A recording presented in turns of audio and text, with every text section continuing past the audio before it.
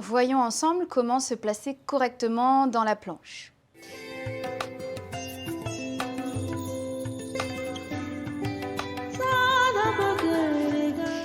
La posture de la planche, c'est une posture qu'on fait aussi très souvent en yoga et particulièrement dans les pratiques de vinyasa par exemple, où les flows se répètent, ou même en hatha aussi, on a beaucoup cette pratique-là de la planche. Et il arrive que l'engagement ne soit pas respecté dans la planche et donc qu'on ait des difficultés à la tenir et que les muscles ne se renforcent pas comme ils le devraient.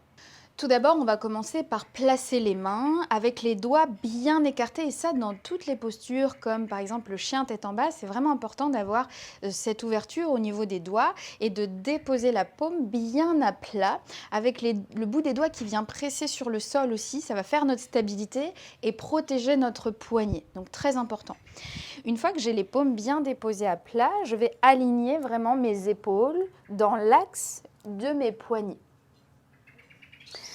Si la planche est un petit peu compliquée pour moi, je peux garder les genoux au sol. Il est possible d'être ici. Aussi, parfois, ce qu'on remarque, c'est qu'on vient s'effondrer dans les épaules. Il n'y a pas de maintien au niveau des épaules. Et ce que je veux chercher à faire ici, au lieu d'avoir les omoplates qui se rapprochent, donc en étant en rétraction, moi, je veux être en protraction, en poussant dans les mains. Je vais pousser, pousser, pousser dans les mains et les omoplates s'éloignent l'un de l'autre. Ici, ressent le haut du dos qui s'arrondit.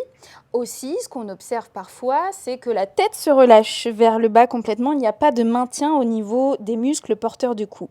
Moi, ce que je veux faire ici, c'est rentrer le menton vers l'intérieur, comme si je voulais faire un double menton. Et je vais regarder soit entre les mains, soit légèrement vers l'avant, sans trop regarder vers l'avant pour ne pas casser la nuque. Donc, je garde vraiment ce menton, tu vois ici, qui rentre vers l'intérieur, qui me permet d'aligner les vertèbres cervicales avec les vertèbres thoraciques. Au lieu de relâcher la tête vers l'avant, on a cette posture presque toute la journée quand on est assis. Donc on va essayer vraiment de renforcer les muscles porteurs de cou en gardant cette habitude de rentrer le menton vers l'intérieur, sans descendre le menton, tu vois, sans forcer ici avec le menton qui va vers les clavicules. Je me détends quand même, hein, je ne suis pas crispée et je rentre juste voilà, le menton vers l'intérieur en faisant comme un double menton. À partir d'ici, j'ai déjà une bonne base pour pouvoir tendre les jambes si je le souhaite, si c'est accessible pour moi bien sûr. Aussi, on va éviter de creuser dans le bas du dos en étant dans la planche. Parfois, il y a ça qui se passe ici. Je veux protéger mes lombaires et pour ça, je vais faire une légère rétroversion du bassin en aspirant le nombril, en plaquant le nombril contre ma colonne vertébrale. Très important, dans la planche, les fesses ne vont pas vers le ciel.